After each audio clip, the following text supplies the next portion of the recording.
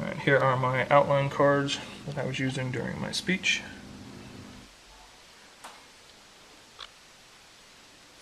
All right, so what we're going to talk about today is racing, motor racing, and more importantly, the safety equipment that people wear while racing. One of the things we've all heard about racing is that speed kills, and it's always been that way, it'll probably always be that way, but improvements have been made along the years. It's the risk involved in auto racing that kind of brings the adrenaline into it that, lets thrill seekers actually enjoy motor racing and why they want to be involved in this activity. Racing itself has taken place since, as far as we can really remember. People have always had competitions about who could get from point A to point B in the shortest amount of time. Back in the 1880s, the combustion engine was first designed for automobiles, and by the 1890s, the first sanctioned auto race took place in France, and it took like 35 hours for that race to be completed. But back then, again, safety regulations didn't really exist. There was no governing bodies to say what you had to do or had to not to do for regulations. Even in Bonneville, where they have these salt flats, the top speed races, where they go for land speed records, they didn't have any safety equipment in theirs until the 1950s, which is 60 years of racing, and these people are going 200 plus miles an hour, and they're not wearing anything, or not required to wear anything. Now, cars today are a lot safer than they used to be. All cars are built with NHTSA, which is the National Highway Traffic Safety Administration. They have certain standards. Glass has to be built a certain way. Crumple zones are built into the fronts of the vehicle, so they kind of absorb the impact, so it doesn't, come straight to the passenger. Seat belts, a lot of improvements have been made in seat belts over the past, 20, 30 years. But for safety equipment as well, a lot of safety regulations are now involved in what goes into the safety equipment. The first thing we're going to talk about today will be helmets. This is actually my son's stuff that he uses for go-kart racing. But like I said, the first thing is helmets. Now helmets have 2 or 3 main approval bodies that they go through.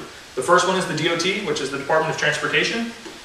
And then if a helmet passes it, I know you probably can't see it in the video, but there's a DOT label here on the bottom of the helmet that says that this helmet has passed DOT. And then there's another one here that says it's also been Snell approved. This is Snell CMR 2007. And that was just a certain testing that they had to do. And that says the approvals for this helmet for him to wear. Now what the DOT is it's ran by the Department of Transportation, and then they use the FMVSS 218. I know it sounds weird, but that's the Federal Motor Vehicle Safety Standard. And what they're doing in that testing is they're testing 3 things primarily. They're testing impact, they're testing penetration, and they're testing retention. In impact testing, what they do is they actually use a 300-pound anvil.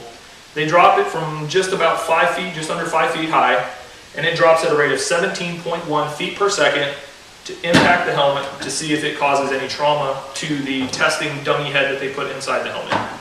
The next thing they're going to do is penetration testing. Now, penetration testing, they actually use more of kind of like a spike. And they drop it from 10 feet, just in free fall, and they make it have an impact to see if it will actually go through the shell and contact anything. And then they do it again, no more than 3 inches away, just to make sure that the pressure in the same region doesn't cause any impact to the person.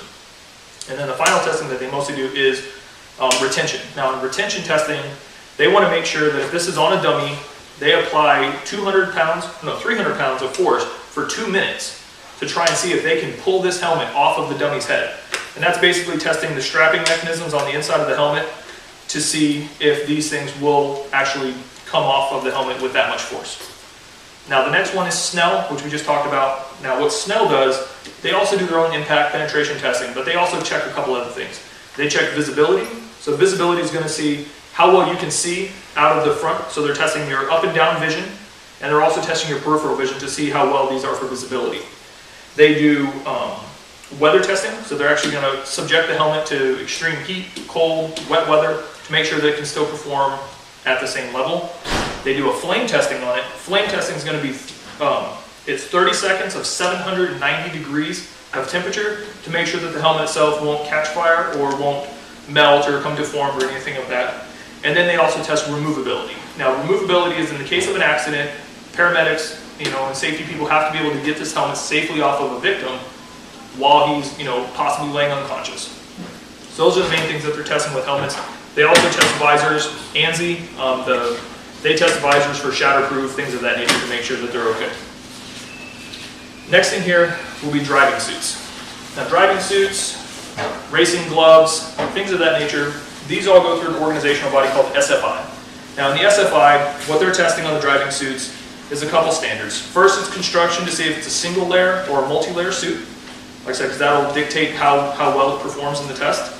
And then they have what's called a TPP, and that is your time to second degree burn. So if you're wearing your driving suit, and if your car was to come engulfed in flames and you had to get out of it, your TPP rating will tell you how long you can be in this suit in a fire before you achieve a second degree burn, possibly on your skin on the inside. Now, most suits require at least an A1 rating, which is just 3 seconds. Then you have A3, which is 7 seconds, A5 is 10 seconds, A10 is 19 seconds, and then it goes all the way up to A20, which is 40 seconds. Which means if you're in a fire in this suit for 40 seconds, you'll be okay before getting any second degree burns or worse on your body. They also do flammability testing to make sure that the suit will self-extinguish so that it doesn't have any, no dripping, no melting, none of that can happen in the suit based on the materials. They check the thread, they check the zipper, make sure that heat resistance is okay. And then they also check for shrinkage. The suit cannot shrink more than 10% on the cuffs so that it doesn't leave any exposed skin. If they pass the test, they get an SFI badge on the side of them to say that they're okay for use. Real quickly, we're going to go over a couple things. We have the chest protector. The chest protector just is impact for steering wheel to make sure that if you were to hit the steering wheel, it doesn't cause any damage to the ribs. You have a neck protector or a neck brace. This goes under the helmet, has to provide 360 degrees of support for the helmet, and this basically helps protect your neck so that you don't get any trauma from your neck being twisted too much. Now, why a lot of this matters, Dr. Horton Hunter, who is from Motorsports Medicine, wrote that it should be safe to assume that the annual incidence of fatalities falls between 7 and 14 for motor racing. According to participation and fatality data from the National Safety Council, these rates would put driving racers in the same hazard range as swimming, alpine skiing, or boating. Now, race driving was slightly less risky than scuba diving or mountain hiking, and far less dangerous than parachuting or hang gliding. Now, in your safety gear, there's a lot more. There's kill switches, fire extinguishers, things of that nature that also go into proper safety equipment.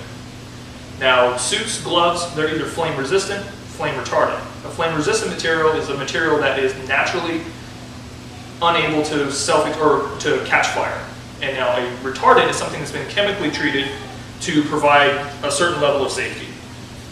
So in conclusion, I'd like you to pay attention to the details if you do have to buy safety equipment. Make sure how long you can be in the car, how well your helmet can protect you. These things will help you keep cool under pressure in case you're involved in an accident. Because the main thing to remember is that you are not replaceable where all your safety equipment is. All right, thanks.